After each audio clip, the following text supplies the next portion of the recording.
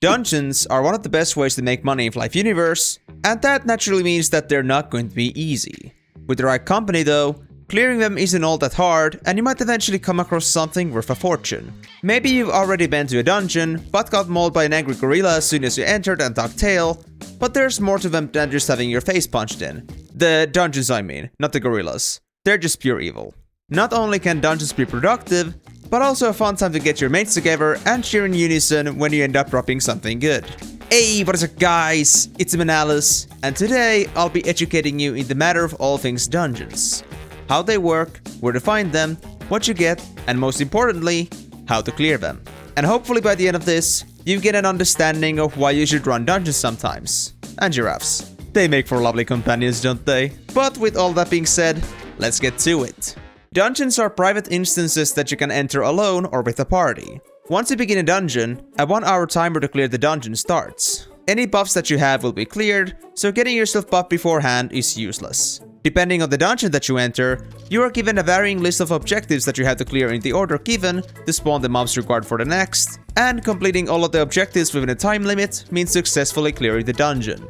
There are many dungeons that you can find in the world, with a new one in nearly every continent excluding St. Morning. Their locations can be found on the map with the dungeon markers, and the current dungeons are as follows: Laren Chasm in Flaris, Crisis Catacombs in Garden of Rises, Envy Depths in Darkened 2, Guardian Sanctuary in Darkened 3, Storm Peak in Astria, and the Wilds in Coral Island. Just to be clear, there exist a couple open world dungeons that some of the returning players may remember, but they are not considered dungeons in this context despite being called that. These are the Mars dungeon found in Flaris and Iblis dungeon found in St. Morning. Just like in the past, nobody's going to stop you from going there, you can see all the players inside, and there's no time limit. Why call them dungeons then, you may wonder? Well, I have no goddamn idea! Maybe they should call them caverns or giraffe sanctuaries instead. Not that we need protection, but you might need to be protected from us. You shouldn't mess with the giraffe. Dungeons themselves are separated into different level brackets: 16 to 30, 31 to 60, 61 to 90, 91 to 120, 121 to 140, and 141 to 160 at the time of writing. Not every dungeon is accessible within all brackets though, but instead new dungeons are unlocked at later brackets while allowing you to revisit older ones at a harder difficulty. For example, you can enter Laren Chasm from level 16 and above, as it is the first dungeon you'll encounter, but Envy Depths will open its doors for you starting from 61. Needless to say, everyone in the group has to be in the same level bracket to enter, or everyone who isn't won't be able to join. Dungeons can be entered up to twice a day for free, after which you will have to spend dungeon coins to enter the dungeon again, in increasing amounts for each run that you pay for. You can also use them to apply curses from the dungeon menu, adding extra challenges for the dungeon while increasing things like drop rate or EXP. You can buy dungeon coins for the premium shop, but don't worry. These are only bought with Penya, and at its cheapest you can get dungeon coins at the rate of 200,000 apiece. Considering the potential of dungeons, it's definitely worth the cost. As a quick reminder, dungeons contain valuable loot if you're lucky enough to obtain them, and can be one of your greatest sources of income for a long time. To be more specific, there's 3 kinds of loot that you can only find in dungeons: cage keys, pets, and weapon piercing cards. Cage keys come in 3 variants: low, mid, and high. Which keys you find depends on the bracket you're running the dungeon in, naturally with the higher level dungeons dropping better keys.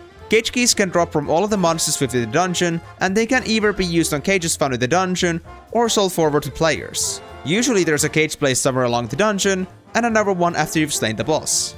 Opening a cage consumes the key, and has a fair chance of dropping a sacrificial pet that, depending on its tier, can fetch between a few million to several hundreds of millions in the player market. If you want to learn what they're used for, check out the pet guide I made. It has the giraffe seal of approval, link at the top and in the description. The prices can vary a little between servers though, so be sure to check out with the other shops to not sell yourself short. The tier of the pets dropped and therefore the cage key required depends on what dungeons you're running regardless of the bracket, and dungeons unlocked later offer stronger pets.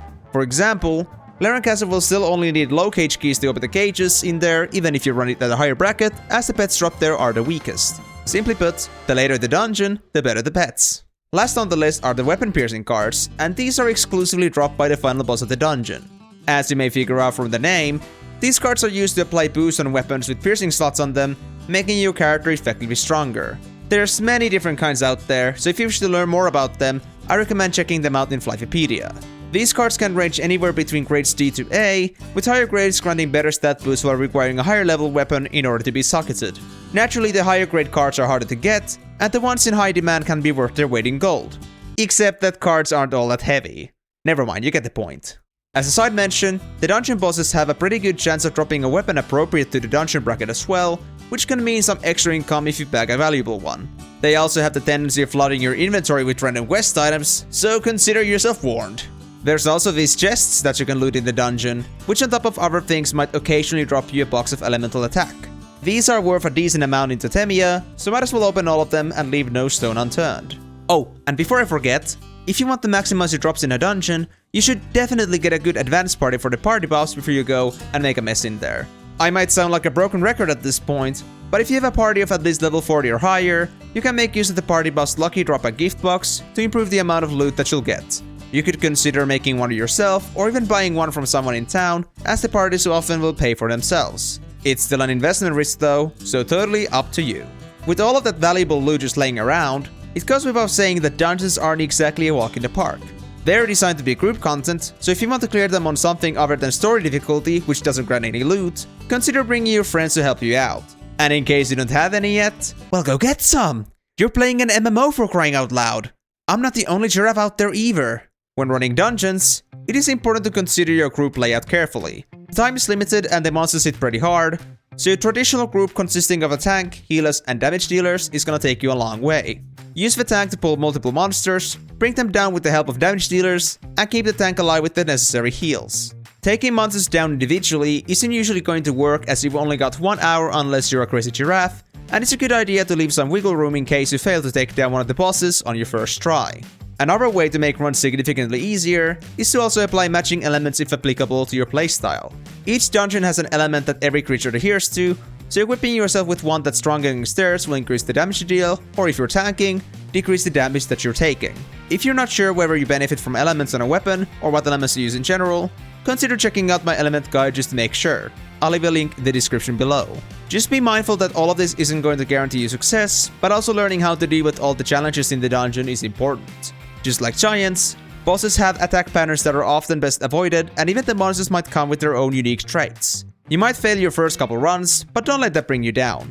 With enough effort, you'll eventually reach the end and reap the rewards. I won't be going through the tactics for each individual dungeon in this video sadly, but do let me know in the comments if you'd like me to make a video about the ones I know sometime. If this didn't convince you to go and overcome your social anxiety just to make things much easier for you, or if you're not in the mood of sharing that loot with anybody else and prefer to be a loot goblin like me, it is possible to do things on your own too. Coming from my experience, you can solo a dungeon at least in the 61 to 90 bracket, but even accomplishing that requires a lot of preparation. An armor set upgraded to at least +8 is basically a must for extra defenses, and there's only select classes which can achieve this successfully. AoE Ringmasters are the most popular class to solo dungeons with, and that's because they can deal damage and keep healing themselves at the same time. Other alternatives are jobs which scale block rate well with dex, and this narrows it down to AoE ranges and blades.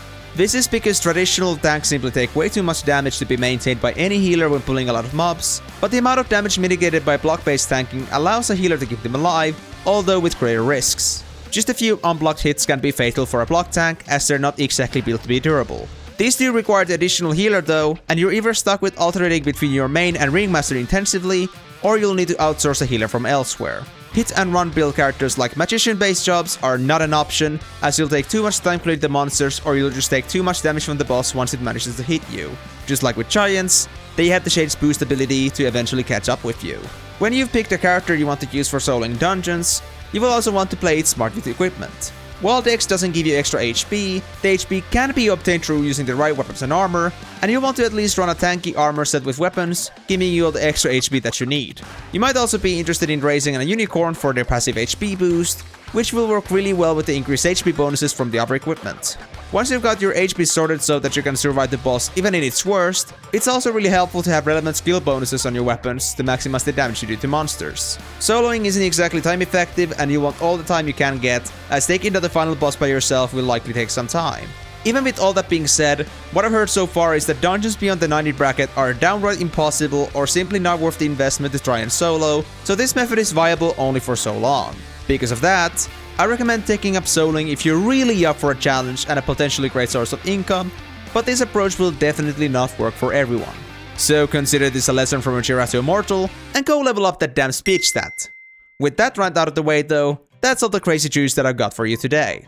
I hope that this answered the questions that you may have had about dungeons in general, and this encourages you to go and run some with your friends. It's free to give it a try, and the worst loss you're gonna have is just some EXP missing. It's also a great opportunity to bond with friends or make new ones, so don't miss out on the content that could give a good change of pace from the daily grind. Again, let me know in the comments below if you'd like to see me explain specific dungeons in better detail, and check out the other guides that I made just for you. Also check out the leveling series if you haven't already, as people seem to love it for some reason. Seriously, you guys might be crazier than me. I'm gonna keep an eye on you. With that being said, thanks for watching the video, share this with your friends if you enjoyed it, and I hope to see you on the next one. But until then, it's bye-bye.